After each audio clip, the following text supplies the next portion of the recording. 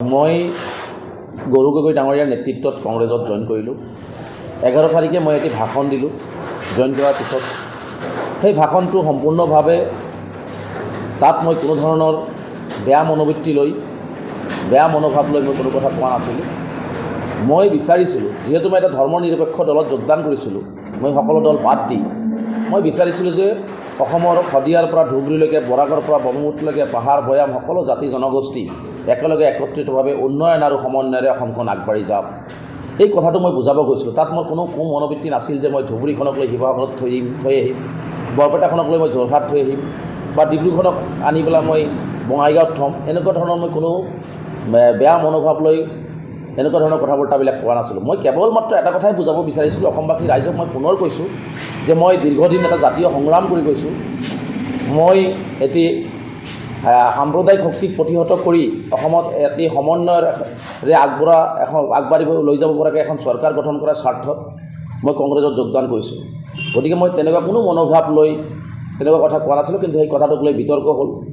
বিতৰ্ক হোৱাৰ পিছত বিভিন্নজনে প্ৰতিক্ৰিয়া প্ৰকাশ কৰিলে, বিভিন্নজনে মোৰ বিৰুদ্ধে আন্দোলন কৰিলে।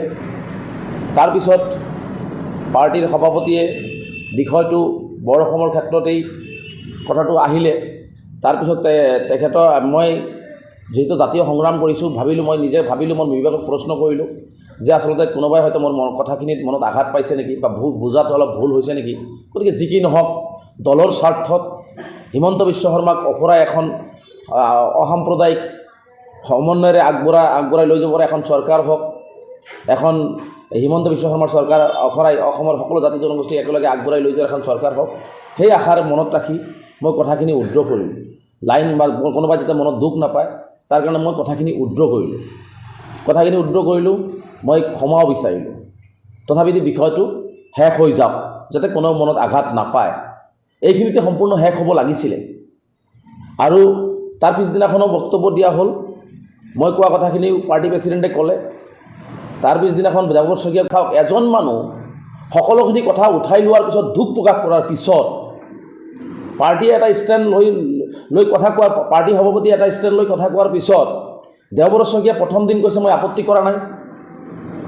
পাৰ্টী প্ৰেচিডেণ্টে যিখিনি কথা কৈছে সেইখিনিও মই মানি লৈছোঁ, মই যিখিনি কৈছোঁ মই সেইখিনিও মানি লৈছোঁ।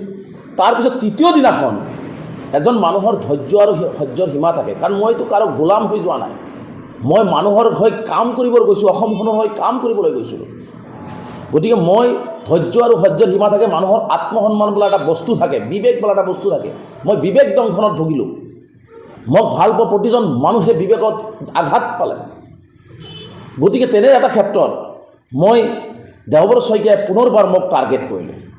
যিটো বিষয় একেবাৰে শেষ হৈ গ'ল, বিষয়টো নিষ্পত্তি হ'ল, দুখ প্ৰকাশ কৰাৰ পিছত তাৰ পিছদিনাখন, তৃতীয় দিনাখন দেৱব্ৰত শইকীয়াই কি যুক্তিত তেখেতে মোক এজেণ্ট সজাব বিচাৰিলে, তেখেতে মোৰ বিৰুদ্ধে বিভিন্ন ধৰণৰ কটু মন্তব্য কৰিলে।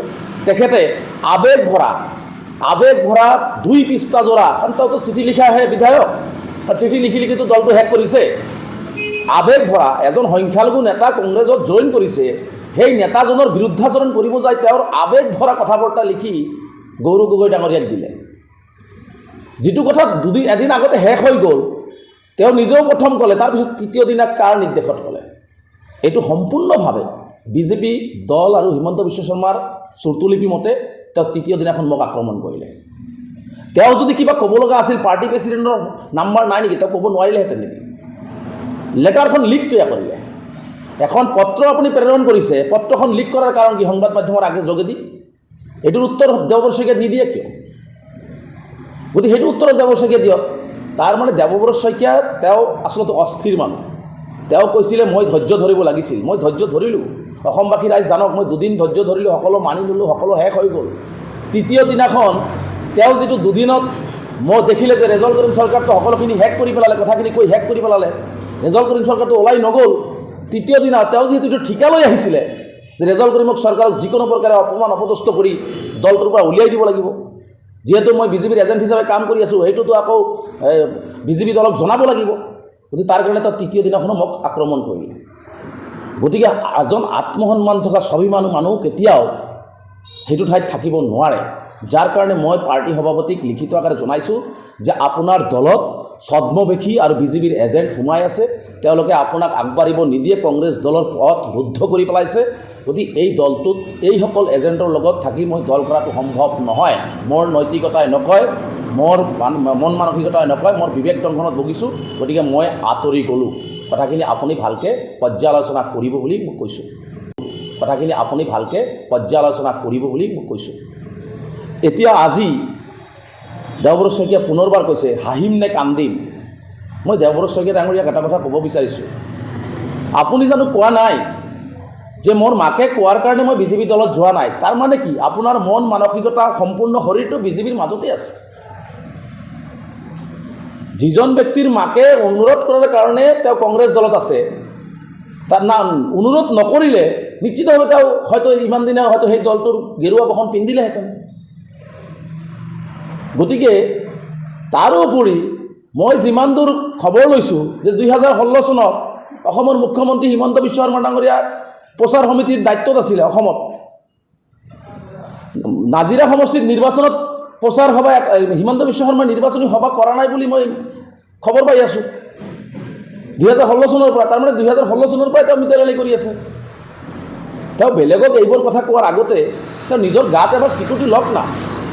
তেওঁৰ নামত আজি এজন বিধায়কে অভিযোগ উত্থাপন কৰিছে, বিভিন্নজনে অভিযোগ উত্থাপন কৰিছে, ডাঙৰ ডাঙৰ কেছ আহে। সংখ্যালঘু বিধায়কসকলে সৰু সৰু কিবা কথা ক'লে জেলত ভৰাই 6 মাহ 8 মাহ 10 মাহকৈ থৈ দিয়ে। অসমত কোনোবাই ভাল কথা ক'লেই, কোনোবাই অসমখনৰ উন্নয়নৰ কথা ক'লেই, জুবিন গাৰ্গৰ ন্যায়ৰ কথা ক'লেই তেওঁলোকক জেলত ভৰাই থৈ দিয়া হয়। কিন্তু দেওব্ৰত শইকীয়া ডাঙৰীয়াৰ বিৰুদ্ধে ইমান ডাঙৰ ডাঙৰ কেছ থকা বুলি আজিহে মই গম পালোঁ। ইমান ডাঙৰ ডাঙৰ কেছ থকাৰ পিছত তেওঁৰ হাতত ইমান শক্তি আছে যে তেওঁৰ কেছবিলাকৰ ইনকুৱাৰীয়ে নহয়, তেওঁৰ ঘৰত CBI নাযায়, ED নাযায়, কি কাৰণ নাযায়? গতিকে ইয়াৰ উত্তৰ অসমবাসী ৰাইজক দেওব্ৰত শইকীয়া ডাঙৰীয়া এবাৰ দিয়ক। আৰু দুখৰ কথা, তেওঁ আৰু এটা কথা কৈছে যে বঙাইগাঁৱত অখিল গগৈয়ে মোৰ লগত মুখ্যমন্ত্ৰীৰ ভাল বুলি কৈছে। সেইকাৰণে তেওঁ কৈছে বঙাইগাঁৱত অখিল গগৈয়ে সৃজনগ্ৰাম সমষ্টিত তেওঁ প্ৰাৰ্থী থিয় কৰাইছে।